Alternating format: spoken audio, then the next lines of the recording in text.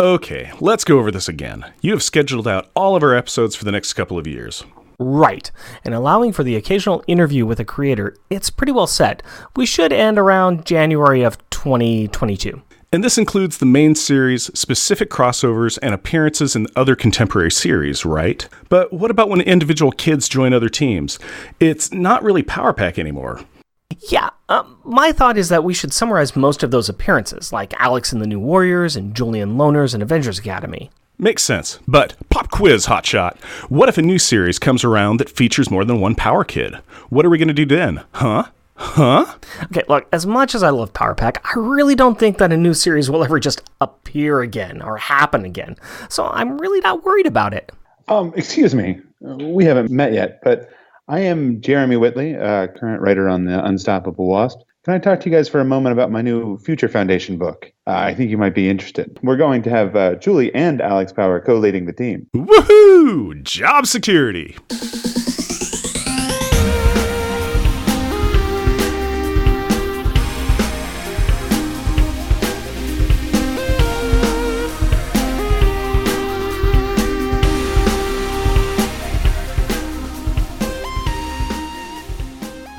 Welcome, dear listener, to our podcast. Jeff and Rick present Unpacking the Power of Power Pack, where we journey through each issue of the most underrated Marvel series of the 80s while drinking beer, analyzing awesome and amazing adolescent adventures, and absorbing alcohol. I am Jeff. And I am Rick. And welcome to our guest, Jeremy Whitley. Thank you very much for joining us today. Hey, guys. Great to be here. Hi. Thank you for joining us, and thanks for giving us your time on, a school night, as it were. I know we're really going to get into a lot of this, but for those that are listening that don't really know who you are, I want to just give a little bit of a high-level overview. You're really well known for writing some pretty great comics, specifically Princeless, which is your own self-published book about a young black princess who saves herself and her other sisters, a run on My Little Pony, and most recently, The Unstoppable Wasp, which is an absolute delight, as well as one of the most layered and positive comics around. And then starting in August, like you were just saying, you'll be writing the Future Foundation title featuring half of Power Pack. So, needless to say, our interest is piqued. Is that a pretty good overview of, some of your highlights? I know you've done a lot, but is that pretty good overview?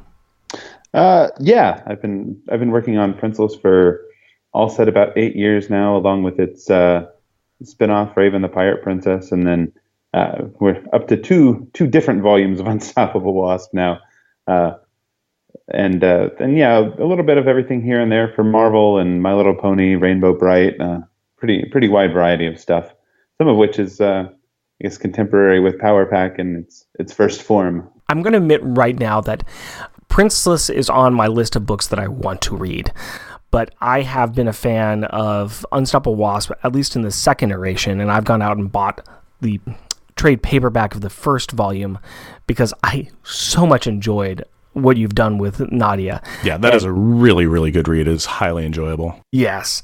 So, I mean, it's like I said, it's on my list to pick up Princeless. In fact, fortunately, by the time we release this, it's going to be too late for your Kickstarter campaign that you've got going on Princeless. But that's on my list of things that I will buy as soon as I can sneak the money into doing that Kickstarter and away from my wife. From what I've read of your stuff, it's fantastic. You've got a very good read on writing young adults, or I don't want to just pigeonhole you and say children, but I want to say all ages type of material. And I hope that we can kind of just talk about some of your past and how you've gotten to where you are now with doing and being able to do Future Foundation. Yeah, for example, where did you grow up and what was your childhood like? I was born in Southern California. My family moved around quite a bit when I was younger. We lived a bit in the San Diego area, a bit in the Bay Area, a little bit in New Mexico, and then quite a bit, I guess, pretty much from fourth grade on in North Carolina, which is where I live now. My parents live sort of in the western mountainy part of the state. Right now, I live in the Triangle, specifically in Durham, North Carolina, which people will be familiar with. Duke University is here, and UNC, where I went, is just down the road in Chapel Hill. And when with your childhood, do you feel like a lot of the media or a lot of the things you you did and saw as a child, has that influenced you a lot in how you write?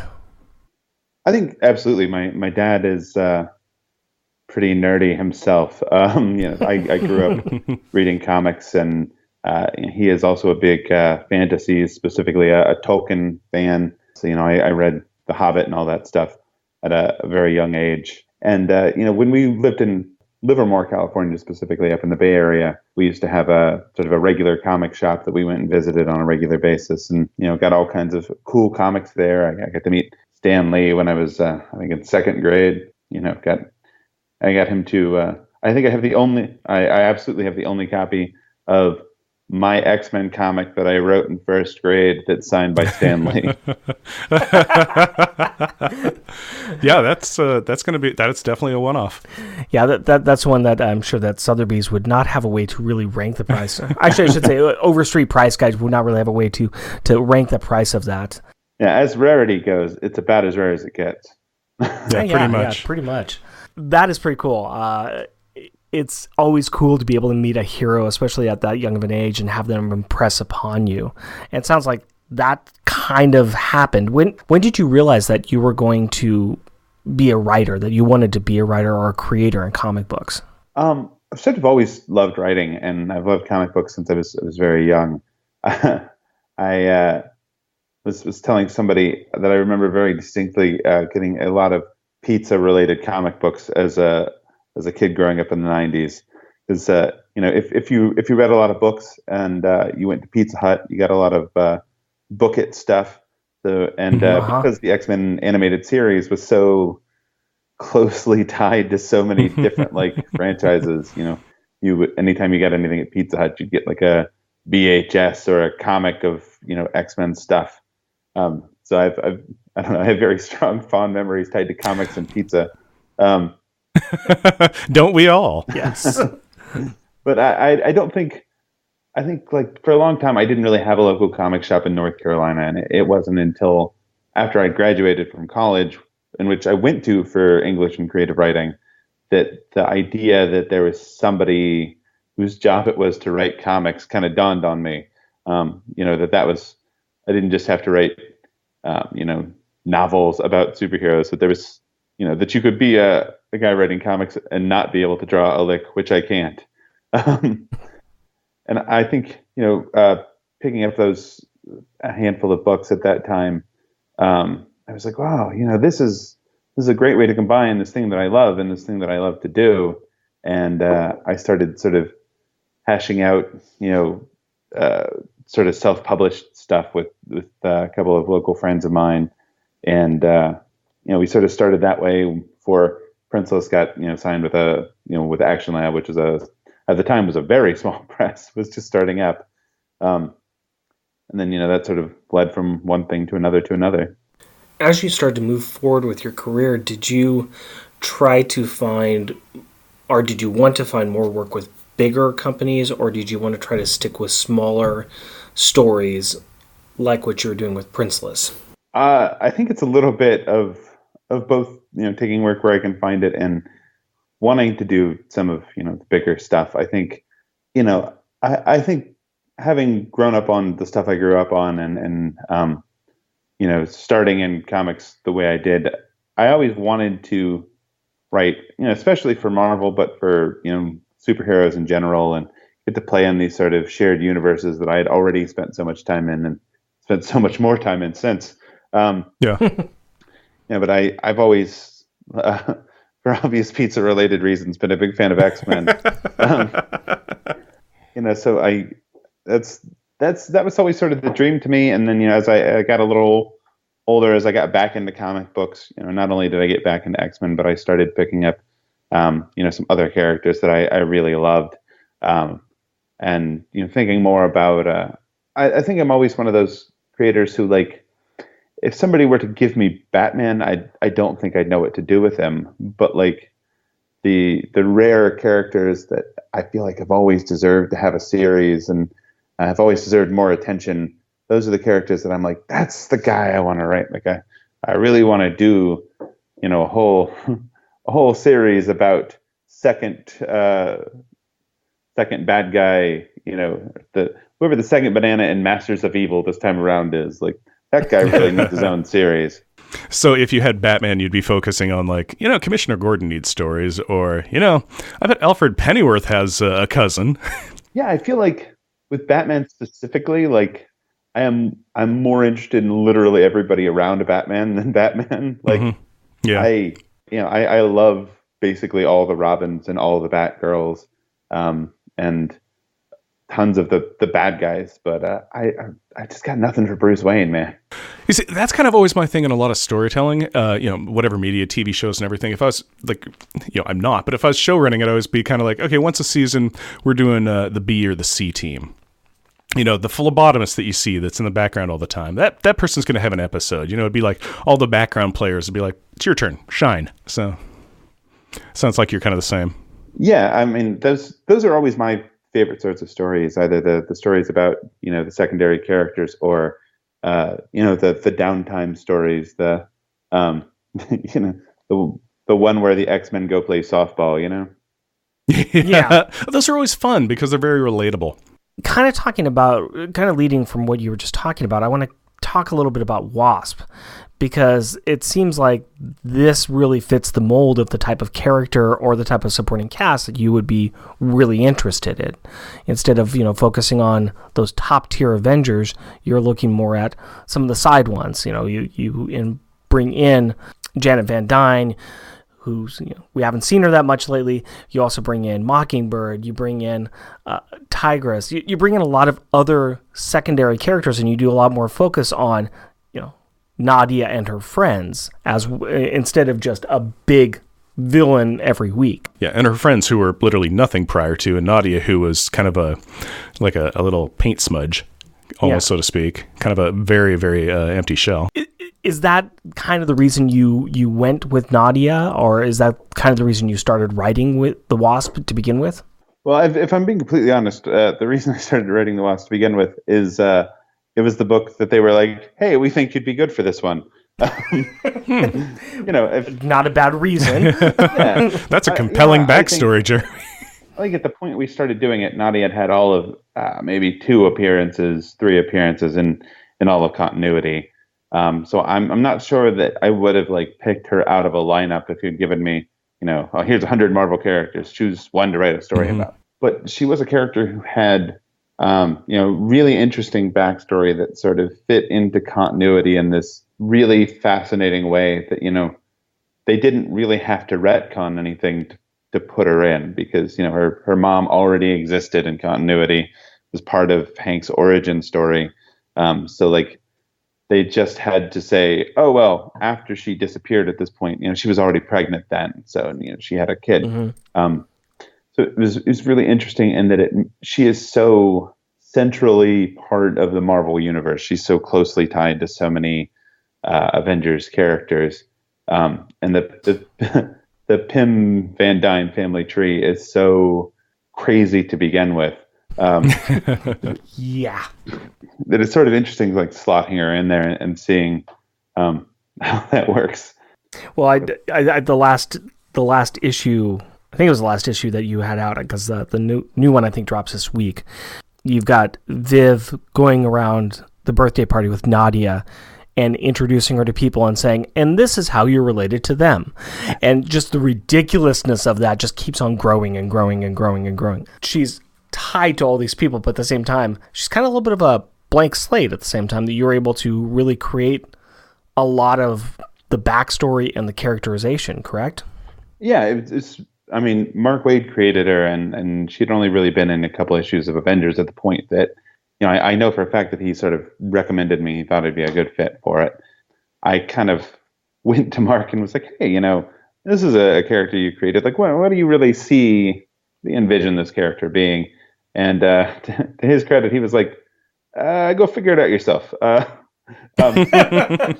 It's not my book. It's your book.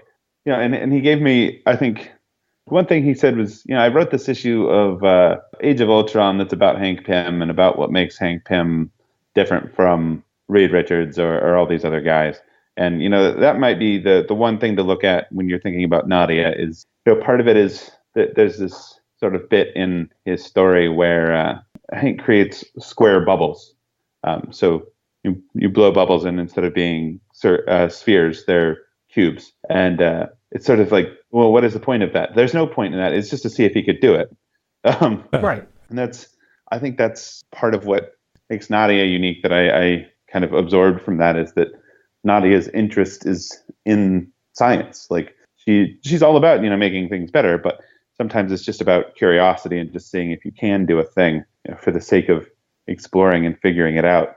And that, I sort of took that seed and turned that into, part of what makes Nadia special is that she's so excitable and so optimistic and so game to try things. Mm-hmm.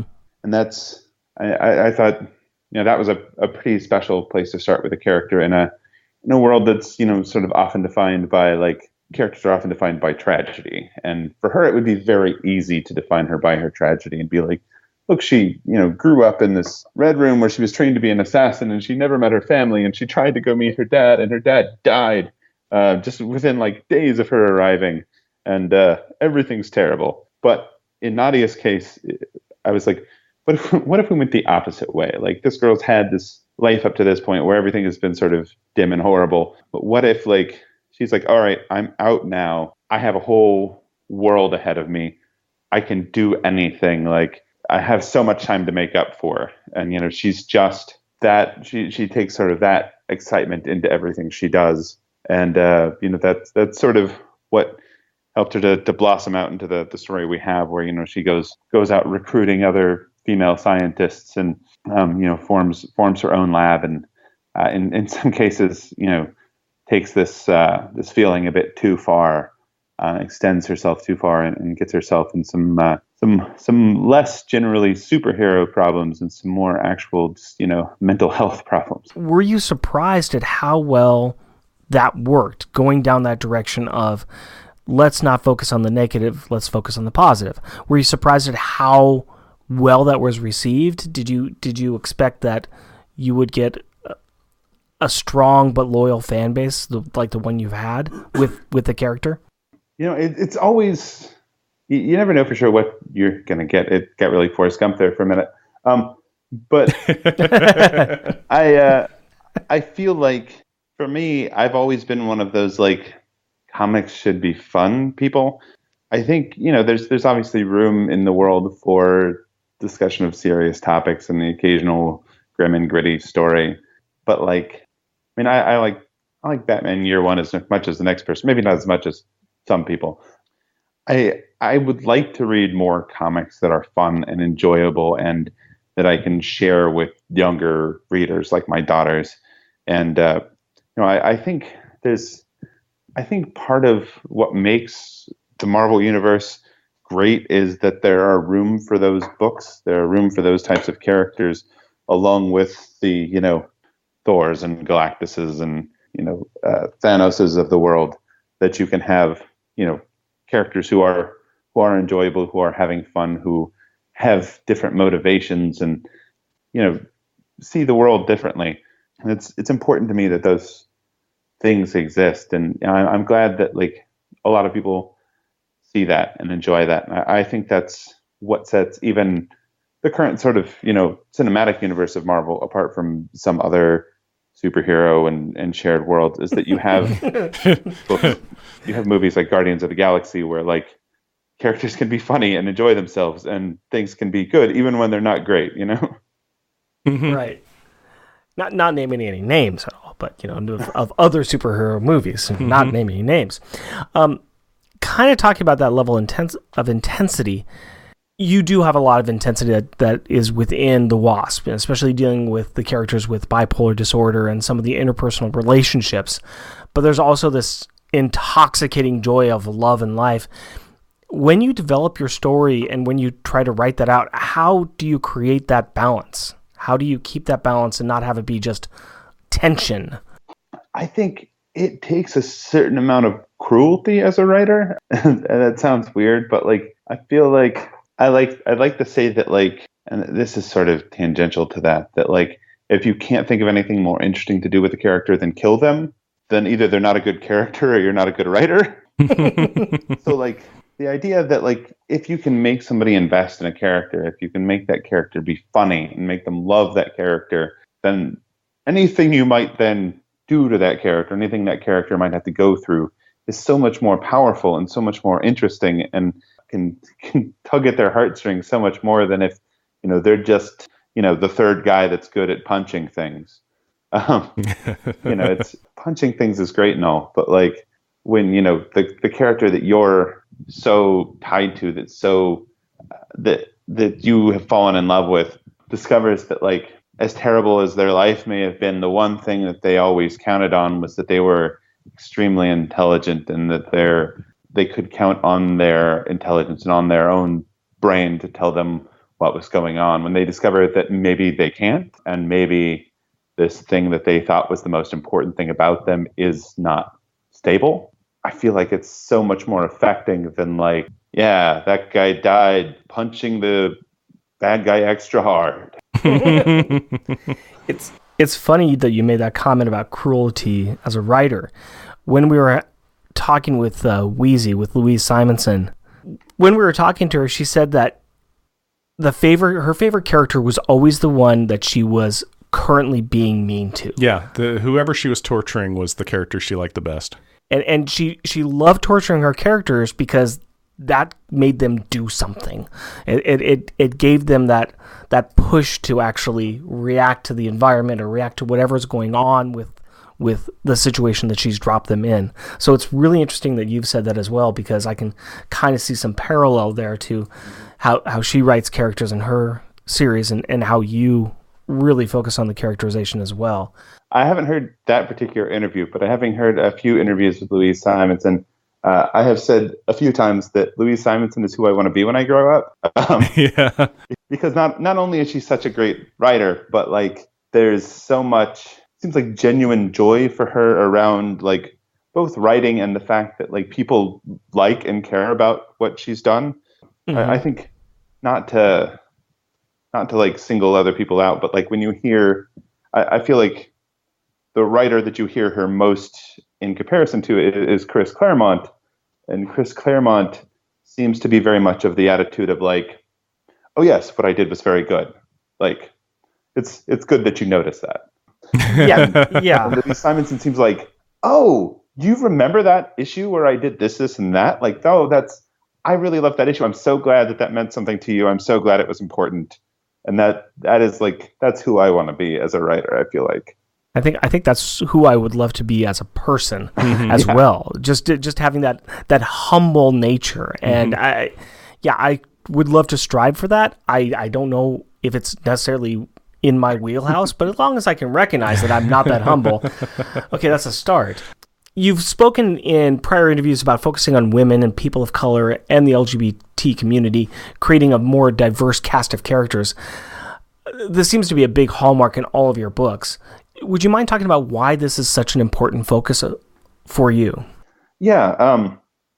I mean, I think, first of all, the sort of history and shape of the Marvel Universe is such that, like, even back to Stan and Jack, like, there's been a definite push to include different types of people and different types of characters. I mean, Stan was very enthusiastic about the idea of there being a blind superhero. Like that's a thing that he really was excited about, really pushed for with Daredevil, and I think that's very much part of the Marvel brand is reaching out and including new and different types of people and telling different types of stories. I feel like is why Marvel is sort of a natural fit for me, because that's a thing I've always been interested in, is telling different types of stories. I think there's no shortage of not only Superman, but 800 different versions of Superman that other people have made over time, and there's no small numbers of Batman and Captains America and things like that. That telling stories about different types of characters and reaching out to different parts of the world is I think the only way to go. I don't feel like I'm ever going to make a better Captain America than Steve Rogers. I'm not going to write a better Superman than Clark Kent. But there are other types of stories to be told out there that can, I might be the the first person, or that I might be the person that connects with somebody who's never had a character where they, see themselves in that character.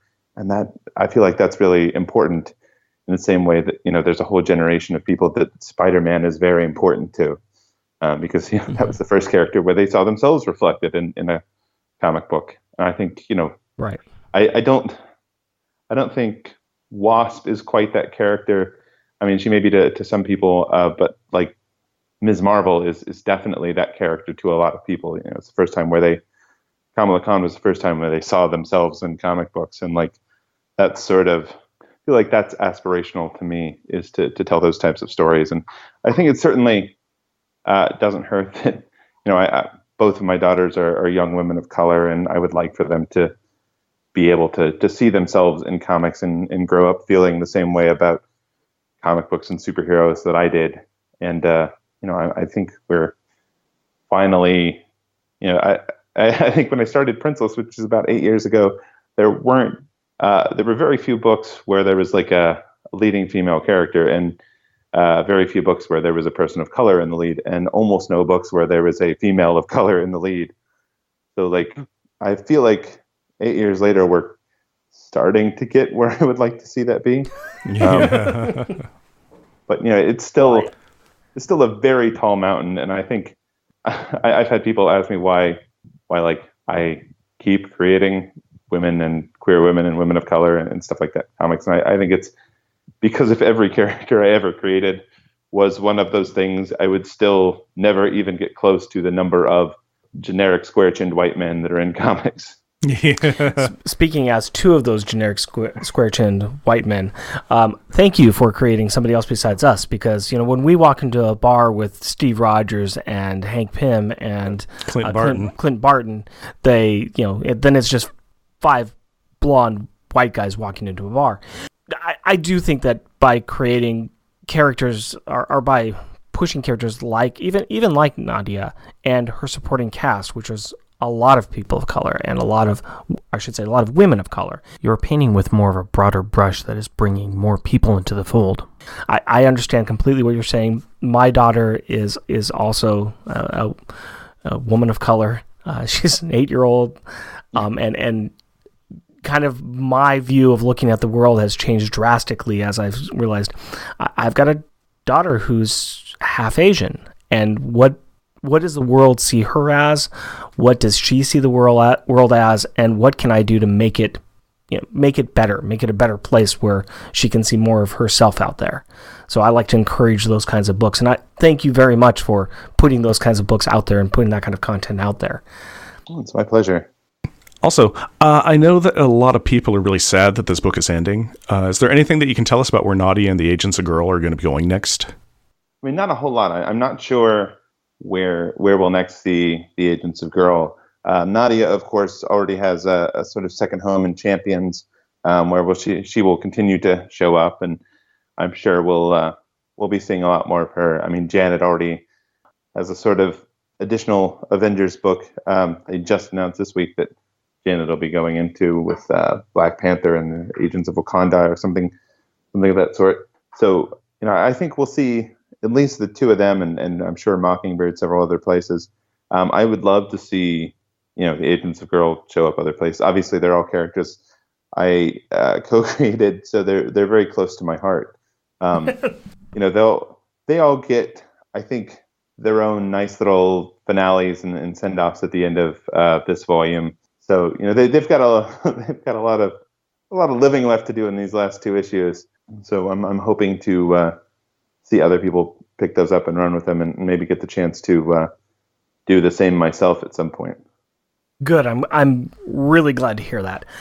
Let's get into the Future Foundation section. What brought you into this book? Was it your idea, or did Marvel approach you? This was one that Marvel approached me with the specifics of it. I had been talking to Sarah Brunstad, who's my editor on this, about doing something with her. I met her at New York a few years ago, and I really like her. She likes what I do on Wasp, but we hadn't had a chance to work together yet. With Fantastic Four relaunching, they knew, I think, early on that Dan was going to be focusing on Richard's Storm family. and that the rest of the team was going to need to find a new home. I was sort of approached with the idea of what would you do with it, and it was sort of a shifting landscape as we figured out exactly what was going on in Fantastic Four and where everybody was going and who all we were going to have available for the book. So we sort of went back and forth with it, trying to figure out exactly what it would look like and exactly who would be on the team. And of course, we have most of the team minus Val and Franklin, who have gone elsewhere and are still in Fantastic Four.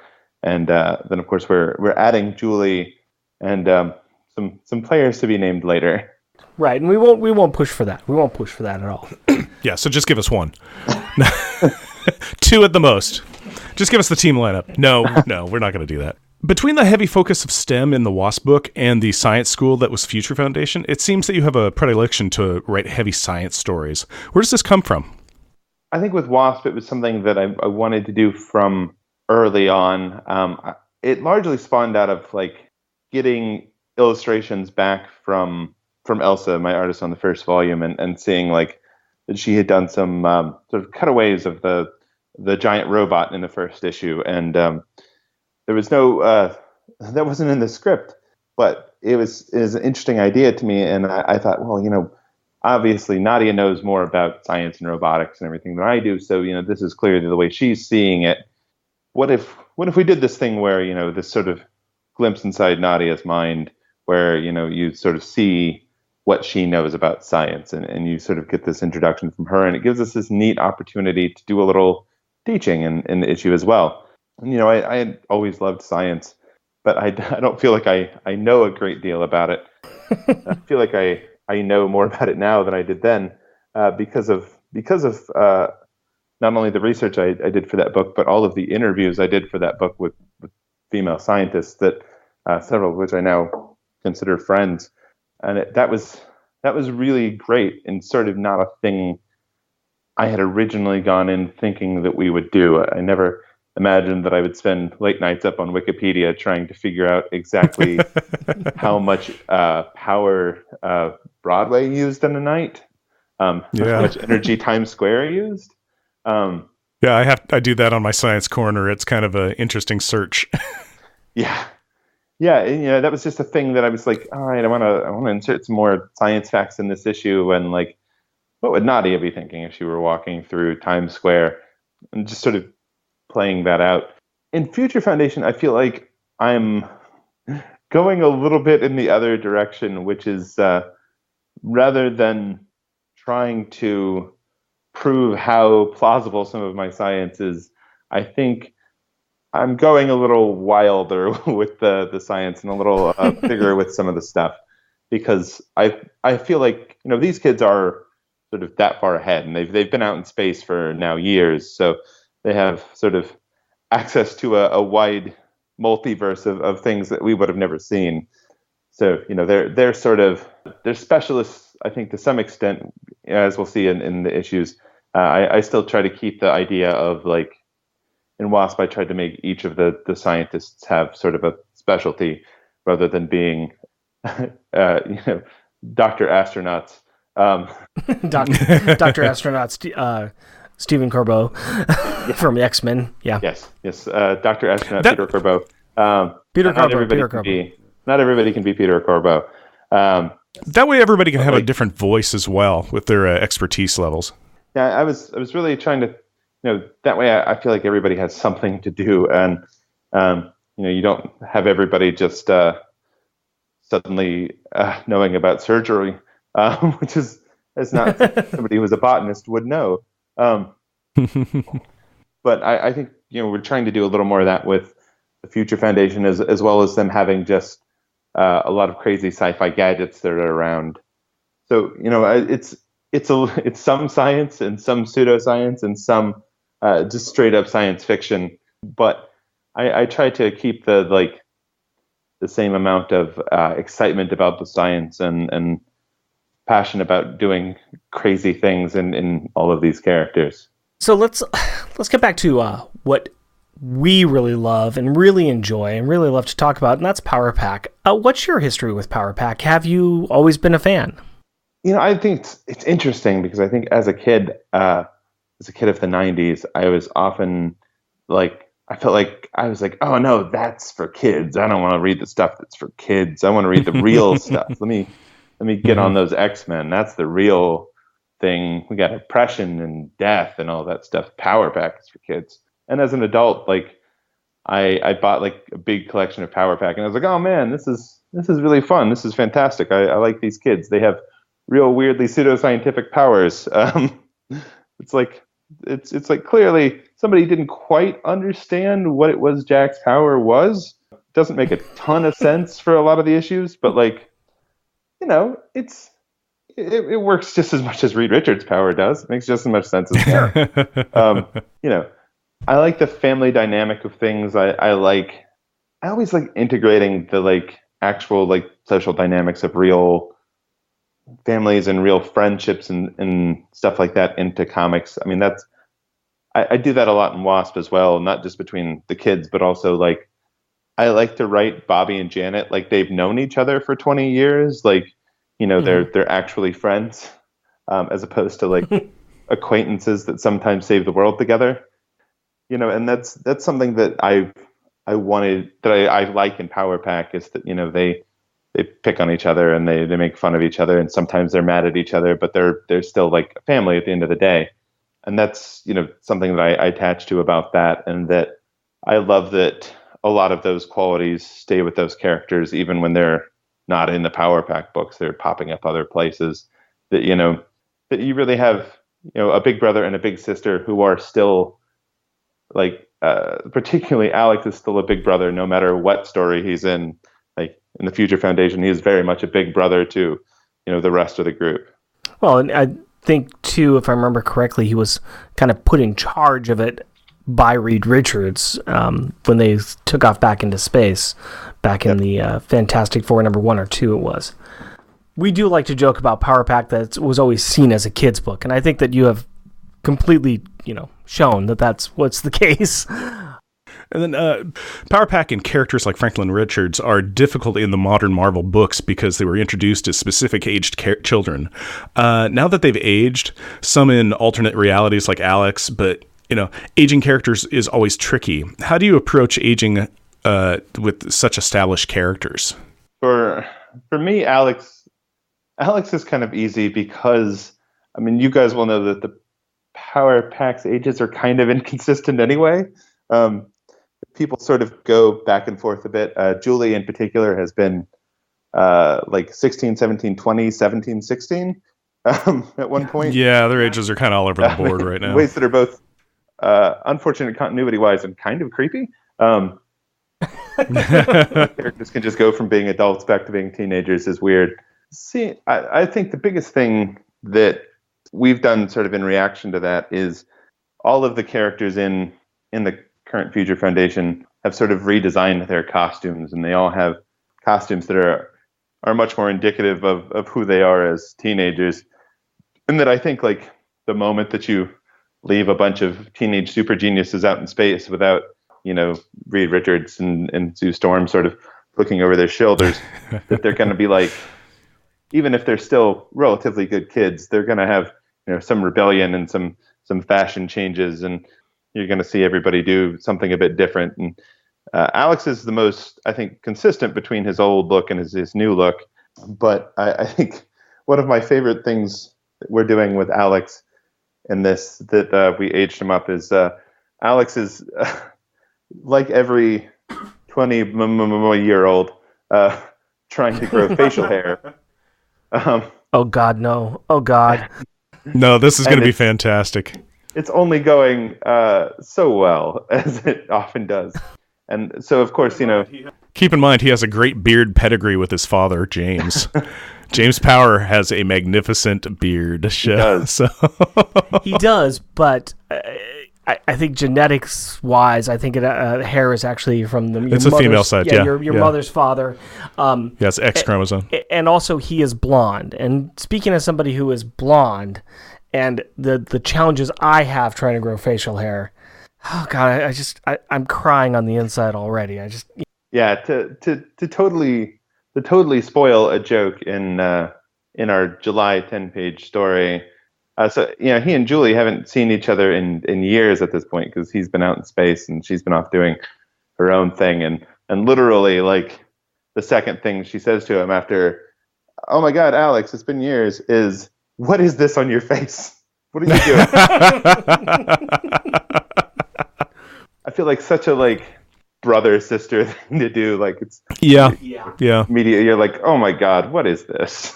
So I guess that kind of leads us into saying, are you going for more of an all ages or more of a teen plus book with this, especially coming off of Wasp? I like to think it's all ages. I think in some cases probably the stakes and the consequences are going to be a bit on a bigger scale. It might be, we might see a few. Well, we'll definitely see a bit more in the way of fights and not necessarily gun battles, but science battles, things like that, than we have in Wasp. I think we've already said, I think our first story is a prison break. So the kids and their guest professor Yondu Udonta trying to break Julie into and then somebody out of a prison. So it's going to be definitely much wilder and more action packed than what we've done most of the time in Wasp. We want to go very big and very cosmic and wherever we can. So that's going to be a little more of the thing of it. So it probably be a little more violent in not super grim ways, but I think it'll still be something that's read by a large audience, even if it is sort of middle grades up, and maybe not something that you read to your 5-year-old. No, that's okay. That's okay. I as much as I love the Wasp, and I love the feeling that your writing and Gurihuru's art really conveyed, kind of the really all ages. It's very accessible. It's great. It's fantastic. It worked well for that story. I'm not saying that's the only story you can write. That's all I want to see from you. No, it's nice to see some other a little more violent, a little more of that kind of, like you said, cosmic battle. I'm looking forward to that. I think it's going to be fantastic. Yeah, I don't think I'll end up doing the grittiest Power Pack story. I mean, I do remember very distinctly Katie wandering through the middle of the mutant massacre and meeting Sabretooth. We just recorded that episode, and the more we went through it, the more we're like, this is dark. I mean, the X-Men and X-Factor versions of the mutant massacre was not this dark. Yeah, there are that story very distinctly has Morlocks getting slaughtered in it. And Sabretooth, as bad guys go, is pretty bad. Sort of defined by ripping out people's entrails. So well, the yeah. And then speaking of an older Power Pack stuff, the Mutant Massacre one, have you been mining any of the original Power Pack storylines or runs or anything for any ideas or callbacks for the Future Foundation? Without any spoilers, of course. Yeah, I mean, I've been. You could just say yes and move on. Yeah. Yeah, I mean, I have some. I think there's also. I've been going through a lot of the other books as well that they've been in since then. Obviously, Future Foundation quite a bit, but Avengers Arena. I just reread Loners for the first time since it first came out, which I don't even know if I read the whole thing the first time, but going back and seeing that sort of very, very different personality for Julie is interesting. Yeah. And then, having recently read the arc of Runaways that she was in, which I think is, other than those couple issues of Fantastic Four, the most recent appearance of any of the Power Pack. Yes, it is. Yeah, so it's trying to keep all of that in mind and make sure that even if we don't directly reference stuff, that it's still those same characters that they carry over from one story to another, and that it's not something that you pick up and go, oh, this is not the Alex I know. I don't know where they're getting this guy from. Mm-hmm. Mm-hmm. As you look at how characters are utilized in other books and other forms, sometimes it's inconsistent.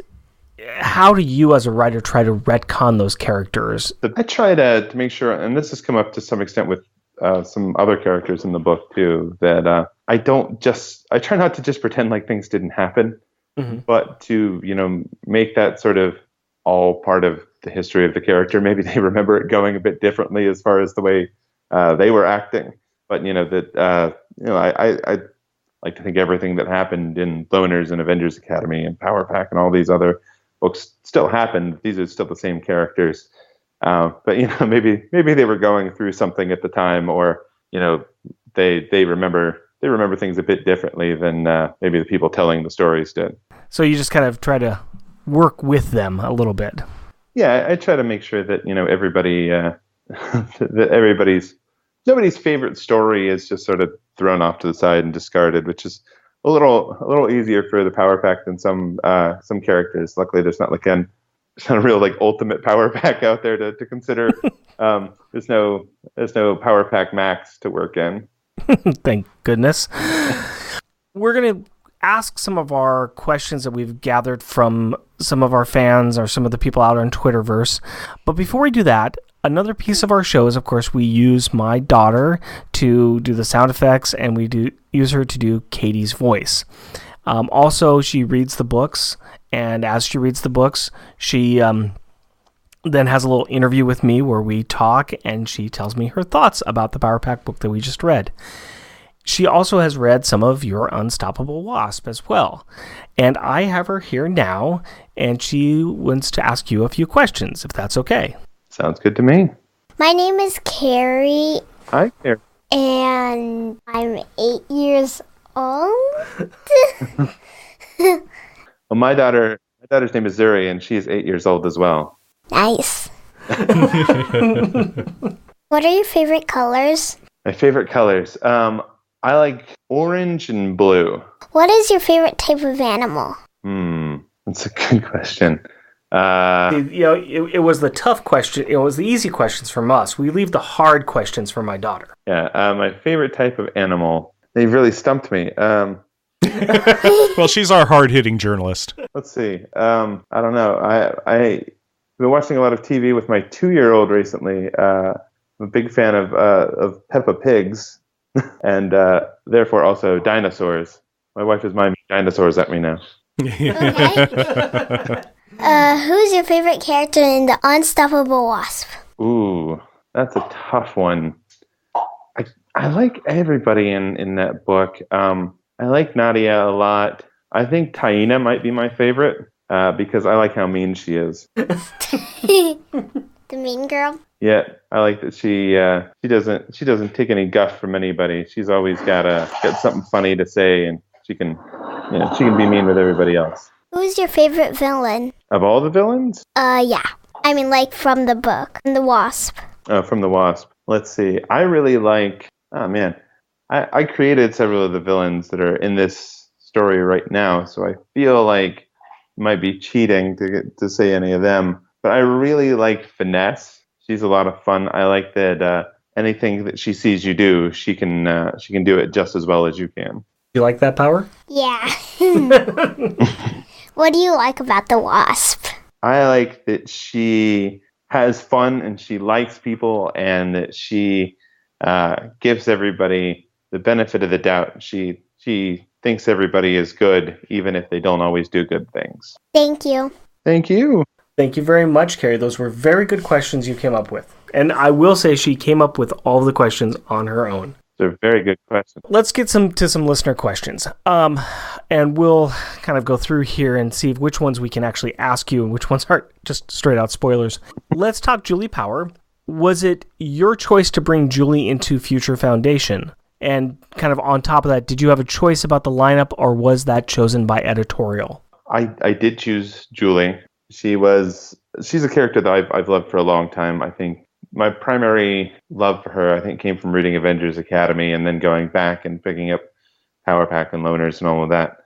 She's a lot of fun, and having seen her, I don't want to say fall from grace in Runaways, but just the rough time she had in the arc of Runaways she was in, I really wanted to see her have a little bit of a comeback. So she was somebody that I asked about immediately that I thought would be a good match for the book, especially since we were losing a few characters.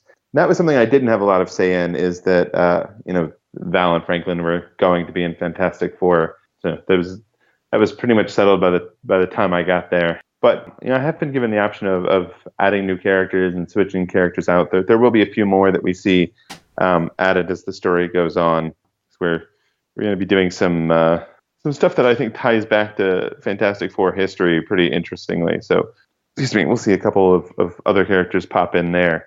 Yeah, I wanted to make sure that everybody that we last saw in Future Foundation is at least there to start. I didn't want to have any mysterious disappearances between their last appearance and this one. So, everybody might not be with the team for the whole run. I know, there are some other things going on Earth with the mutant population. And so, that it's a possibility I'm well aware of, that, Artie and Leach may end up needing to be otherwise at some point. But, I'm going to do my best to make sure that all of the crew is well represented and gets their time to shine. Power Pack has some fun alien names, and it's easy to write them down, but how's your pronunciation? So, such as the alien race that gave Power Pack their powers, and Power Pack's cousin. And I'm purposely not stating the names to see how you say them, because apparently this is the questions that some of our fans want to know. I think you would be referring to the Chimelians. There you go. Yes. And of course, there are other important Power Pack aliens like the Xenarchs, or of course, they're commonly known as Snarks. Yep, we had a lot of fun asking Louise Simonson to give us her official pronunciation of them, and she did, and then she later on said, it's however you pronounce in your head is the right way. Yeah, I think we have a fair amount of apostrophes appearing in this series. Yeah. So your name is Consonants. Can I buy a vowel, Jeremy? Please, can I buy a vowel? There's no need. We don't truck in vowels around here. We have another fan, Gibson. Is there a favorite Power Pack issue you came across during your research? That's a tough one, because I think I really like the Mutant Massacre stuff. It's really fascinating to me, and just what a weird relic of that time in comics it is, that the Power Pack would even be in that sewer. It's wild. I'm really attached to the Gurihiru drawn Power Pack books, which are sort of non-canonical, but are very, very good. Yeah, we're reviewing those for our Patreon content, and we absolutely love them. We call them Saturday morning breakfast cereal cartoons. They're just fun, and they make you feel like you're wrapped up in your footy pajamas. Yeah, they're really great, and I mean, some of that might be. I'm a little biased on Gurihiru, having worked with them both on the first Marvel story I ever did, and on this volume of Unstoppable Wasp. I just think they're amazing, and they're such solid working comic book artists too. Mm-hmm. There's a number of times that I've turned in a script with things that I think I don't know how they're going to draw that, and then it's come back to me amazing and well put together, and knowing full well that everything that I'm writing to them is coming through a translator, and that it's still just so good is really amazing. That's interesting. We did talk to Mark Sumerak a little bit about it too, and I think he did mention that too, that you have a translator that you're going through with their art. Aki Yan, who is their translator, is just super super good at his job, and always has just he'll when he's translating the script will often come back to me with very specific, intelligent questions about what did you mean by this? This is sort of not a saying we have in Japan. What does that mean? A couple more questions here for you. And these might go together. Gibson has another one, and it's, will Dragon Man be referred to as, or he himself remind Julie that he was once named Baby? And Radioactive Dog Welder also said, any chance of Franklin being called Tattletale again, even as an insult? So without getting too much into spoilery, I'm going to throw those out there and let you do with them what you will. Well, Franklin, at least for the time being, is not going to be around. He's otherwise occupied on Earth. But who knows what might get said behind his back. As for Dragon, and I guess that really is going to come into play if there's ever a possibility that Katie gets thrown into Future Foundation. Then we probably will hear Tattletale. Probably. I don't see it necessarily come out of Alex or Julie's mouth. But go ahead with Dragon Man. Dragon Man's name is already so much fun because literally the first caption I ever wrote introducing Dragon Man says, "Dragon Man, neither dragon nor man."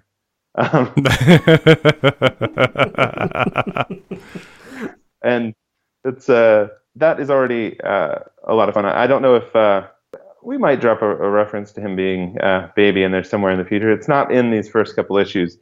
He's got his hands pretty full in this part of the story already. Secret Wars and Beyond podcast wants to know what you feel are at the core of Alex and Julie's characters. I think Alex is a lot about. I mentioned this earlier. He's sort of a big brother at heart. He's. I have this tendency to relate the Power Pack back to the Ninja Turtles, in that Alex is very much the Leonardo or the Cyclops or the he's the guy who does leading. Leading is his thing in any group. I feel like he's even when he's not the best person for the job, he's very sure that he knows what the right thing to do is, as evidenced by some of his unfortunate choices in his New Warriors time. Yeah. He is a guy who's very convinced of his own rightness, but also is very aware of the fact that he's screwed some things up. It really has this attachment to Reed Richards and really wants to be the kid that Reed Richards thinks he is, that Alex doesn't always necessarily think he is, he wants to prove that he's worthy of Reed leaving him in charge of the Future Foundation, which is, one of Reed's most important things he's ever done. Not to mention that he's left him in charge of a bunch of genius teenagers in space. So I think that's the big thing that's at the heart of Alex for us, is this sort of incredible weight that he feels in having all this on him, but his desire to prove that he's up to it and to lead the team the way he thinks he should. As for Julie, I think Julie is, despite the fact that Alex is sort of the one that's in the club full of teenage geniuses, Julie is often, I think, defined by her intelligence. And I like to think, maybe Alex is more the science major and Julie is the English major of the group. She is very interested in teaching and nurturing and taking care of people, in addition to also knowing. I think throughout Avengers Academy especially, we see her sort of going through the process of getting to know herself better and learning her own worth. I think, we see a Julie both in that book and coming out of that book who is confident and is intelligent, but also often has that sort of undercut by her own desire to want to take care of people and please people, and it sometimes turns out for the less good. That's interesting that you say that, because that very much is kind of the role she's put in Runaways, where she's looking at this team of superpowered and amazingly functional people who, as a group, everything they do should lead to them just imploding, but one reason or another, they always come out of it. But she looks at them and just says, why don't you people work as a team? Why don't you practice? And they've kind of gotten so used to just because it works out for us. But at the same time, she is the one who looks at things and looks to try to help people put their things together. And she wants a little bit more of the order out of the chaos. Yeah, absolutely. Last kind of serious question, then we got 3 real rapid fire fun questions for you. But who is your favorite Power Kid? Yeah, I could pretend this is a toss-up all day, but it's Julie. That's all right. Yeah, it's absolutely Julie. There's a reason I chose Julie to be on the team, and it's that I like her and I feel like I most relate to her as a character. Alex is growing on me a little bit as I do the book. I think the more I write Alex, the more I find sort of some of myself there. And in the same way that as I get older, I realize that I am the Leonardo or the Cyclops of any given team. Sort of disappointing in that respect. But you grow up trying to be Jack, and then one day you realize I'm Alex. Yeah, there comes a point in every dad's life when he has to realize that he's Cyclops and not Wolverine. And I relate to Alex in that respect. But yeah, Julie she's my favorite, and I think even now I think it was even more cemented by the fact that now she is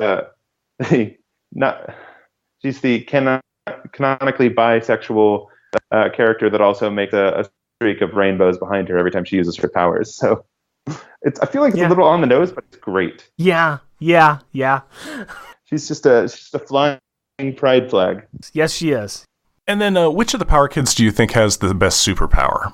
I think this is a hard one to answer for me. I think like Katie's is great, but it's also sort of the most generic, like energy projection powers are a thing that happen a lot, especially like in the 90s. Every character that's introduced has random like energy projection powers. I feel like Jax has the most possibilities to it because Jax is the most kind of pseudoscientific and ill-defined. That like they're just like, yeah, he can just float through walls. It's just because he can. Yeah, like a cloud. He can just change into whatever shape he needs to. He's just a cloud. Cool. It happens. But I think as I've been writing this, I think Alex's are the most fun to like use in a comic book.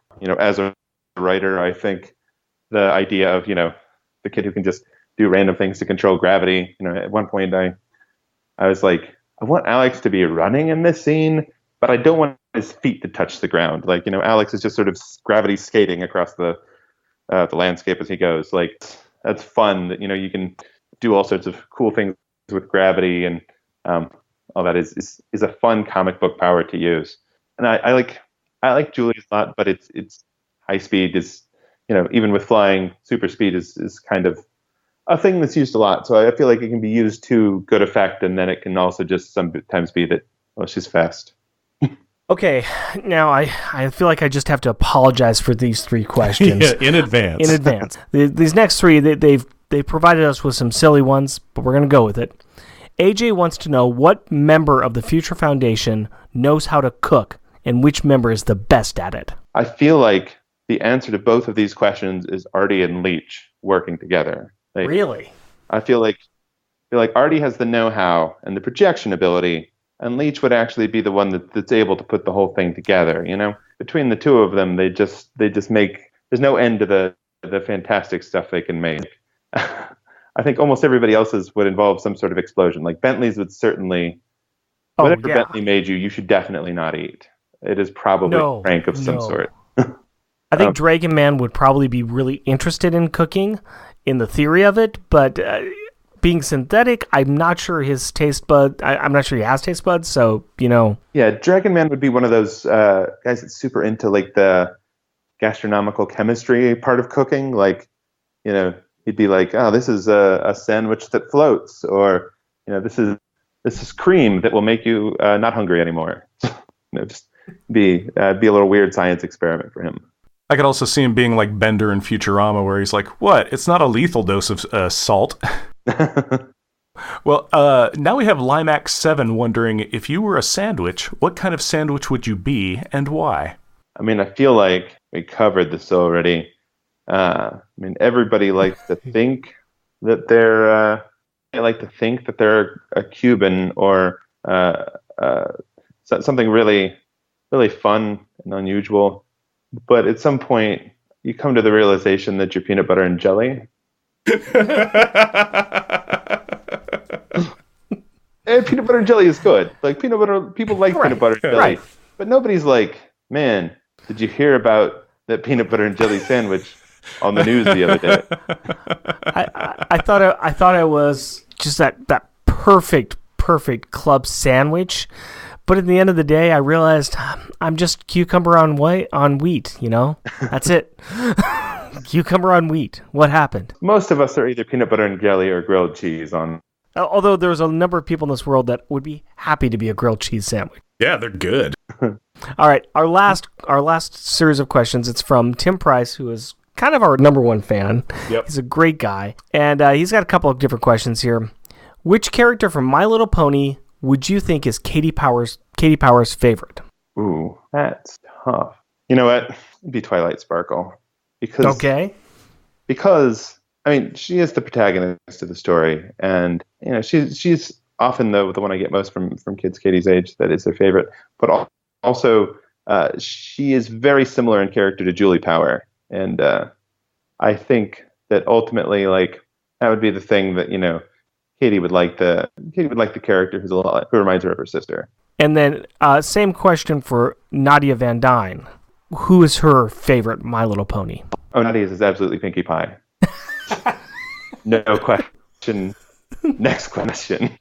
It's absolutely Pinkamena Pie, who's always ready for a party and is always looking at the bright side of life. They would be great friends.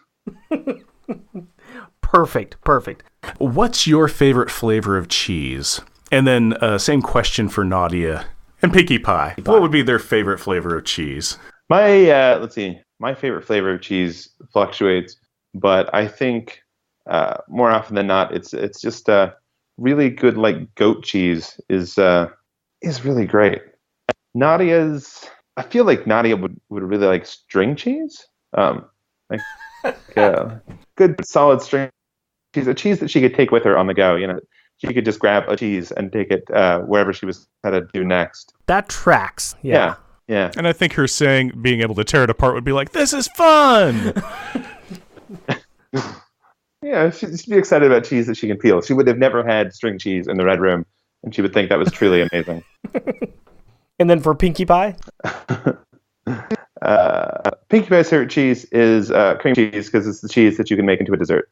There you go. Yeah, there we go. And Tim Price just wanted to end up by saying, and last, just pass on that I enjoyed Unstoppable Wasp a lot and extremely impressed with how well he writes the girls. Their voices were very authentic, and my daughters, who are 14-year-old twins, agree. And he is looking forward to the Fufoun, F-U-F-O-U-N, which that's just hard to say now that I actually try to say it out loud. Follow-up questions, just you're a rare creator who has long-running series and you have had many smaller-run titles. In the past, there were more opportunities in larger companies for writers to develop characters and stories over a long period of time. Which model do you prefer? Do you prefer the smaller runs or do you prefer the long runs? And you've had the ability to do both. I don't know. It's tough. I really like... It would be really nice to have the ability to do something like what Claremont did in X-Men, or even what Walt Simonson did in Thor, or I mean, even to a slightly different extent, what Jason Aaron has done in Thor, which I think is maybe the way that you can do that now, is to tell a big story across several different titles and several smaller series, which is sort of what we have done with Princeless, and breaking up into miniseries and telling it that way. I think there's a place for both, and I think doing one makes you better at doing the other, because I feel like I learned a lot about writing comics by like getting those first couple jobs I had for Marvel where my stories were 8 pages and I really wanted to impress people, and trying to figure out, like, how do I tell a story that's really going to knock their socks off in 8 pages of space? And then, like, once you've done that, it's so much. You bring so much more to telling it in 32 pages or 32 issues. Cool. Thank you very much. And then our last question we like to ask is, what do you read now? What's on your nightstand?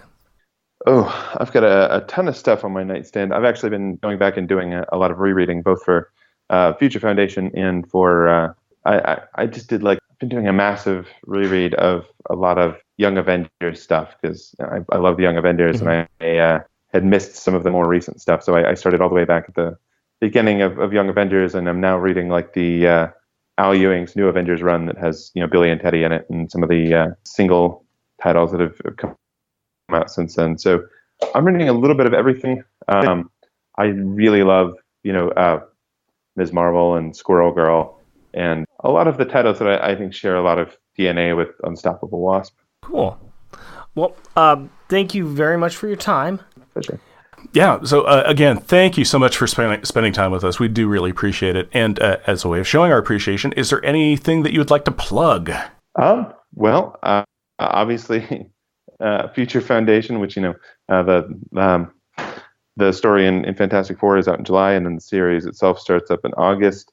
By that time, all of Unstoppable Wasps should be collected, and I would love for people to go pick that up and enjoy that. And then by that time, we should be on to Volume 9 of Princeless, which if people like the way I've written teenage characters, especially teenage girls and Marvel stuff, they should absolutely check that out, because that's sort of me without any of the restraints that I have to have when I'm trying to tell a story in just enough issues with goodness knows how much space.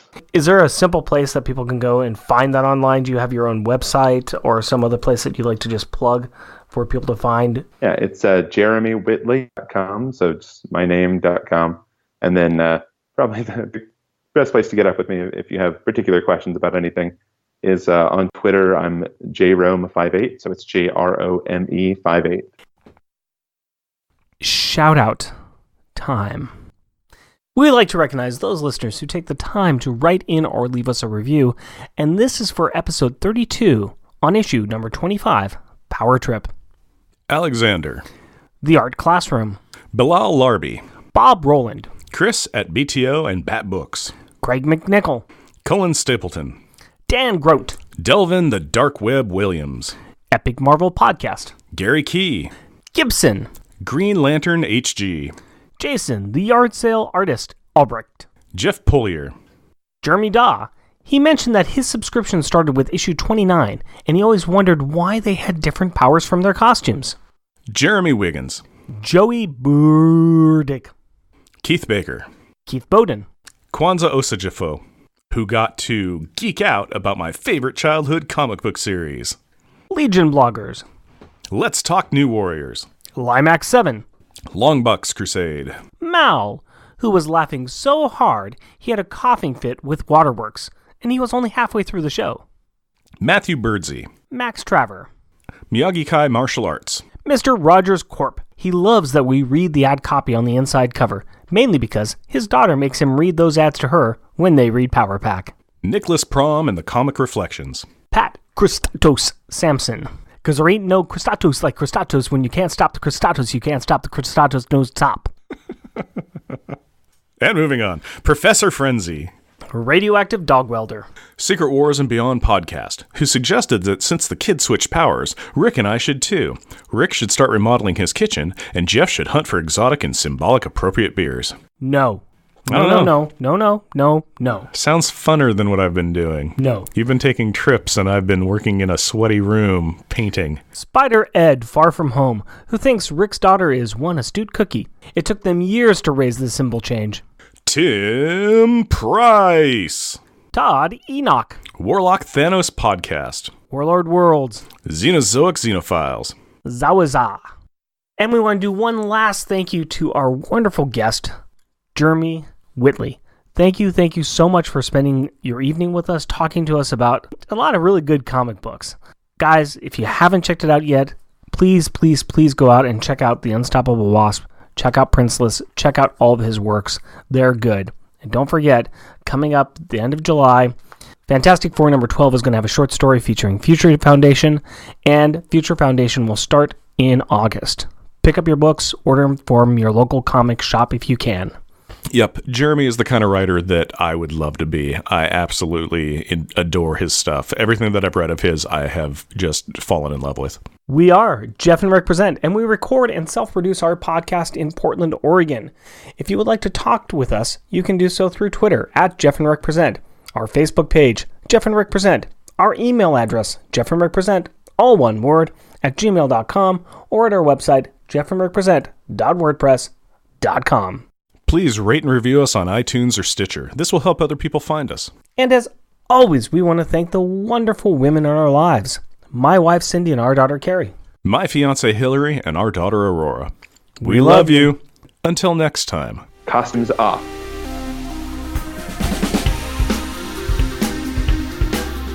Our theme music is 80s Action by Kevin MacLeod at Incompetech.com and is licensed under Creative Commons by Attribution 3.0 license.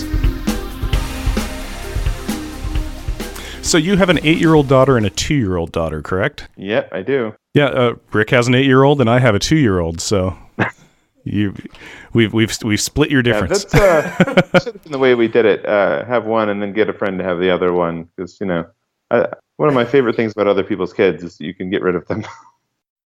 Yeah, I'm waiting sometime in this next week.